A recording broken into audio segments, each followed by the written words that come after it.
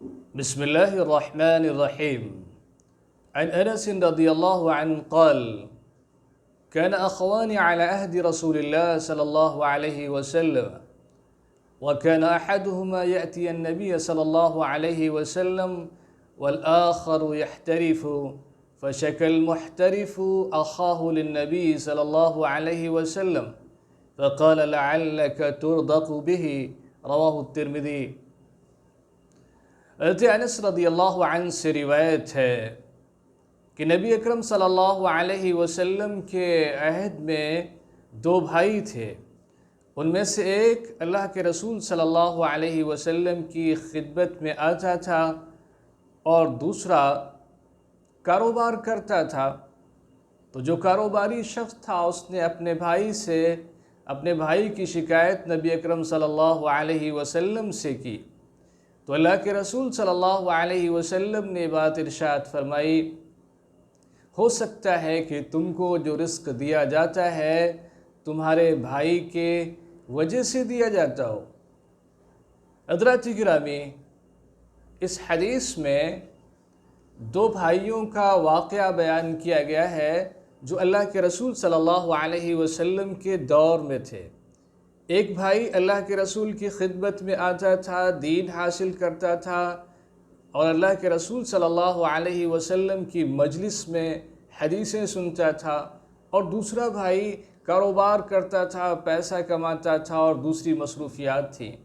تو جو کاروباری بھائی تھا اس نے اپنے بھائی کی شکایت اللہ کے رسول سے کی کہ یہ کچھ کرتے نہیں، آپ کی خدمت میں آتے ہیں، حدیثیں سنتے ہیں، دین کی باتیں سیکھتے ہیں۔ شکوہ کیا تو اللہ کے رسول صلی اللہ علیہ وسلم نے بات ارشاد فرمائی کہ ایسا ہو سکتا ہے کہ تمہیں جو رزق دیا جا رہا ہے وہ تمہارے اسی بھائی کے وجہ سے دیا جا رہا ہو۔ آج کل مادیت کا دور ہے، ہر آدمی مادیت کی طرف بھاگا چلا جا رہا ہے، اور روحانیت اور دین اور شریعت سے آج کل بھی لوگوں کو بڑا شکوہ ہے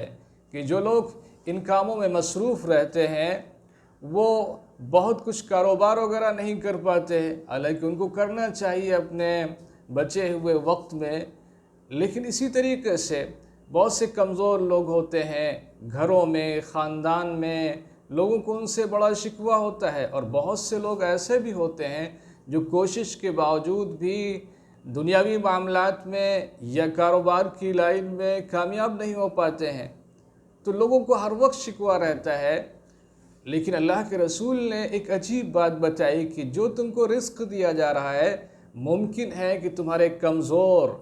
اور ایسے لوگوں کے عوض میں دیا جا رہا ہو جن کے پاس کوئی کاروبار نہیں ہے، جو دوسرے کاموں میں مصروف ہیں۔ اور دین سیکھنا اور دین سکھانا خود ایک بڑی ذمہ داری ہے، ایسے لوگوں کو اپنا انتظام خود کرنا چاہیے۔ لیکن اگر کہیں پر کوئی ایسا فرد ہے، کوئی اس کا تعاون کر رہا ہے، کوئی اس کی مدد کر رہا ہے، تو اس کو یہ نہیں سمجھنا چاہیے کہ ہم اس پر بہت بڑا احسان کر رہے ہیں۔ ممکن ہے کہ جو دین کے راستے میں پیسہ خرچ کر رہا ہے، غریبوں اور بے سہارا لوگوں کی مدد کر رہا ہے، اس کی وجہ سے اس کو رزق دیا جا رہا ہے، اس کی وجہ سے اس کی ترقی ہو رہی ہے، اور اس کی وجہ سے وہ آخرت میں اپنے لیے ثواب حاصل کر رہا ہے۔ اللہ سے دعا ہے کہ ہم سبوں کو اتحاد و اتفاق اور دین کا صحیح فہم عطا فرمائے۔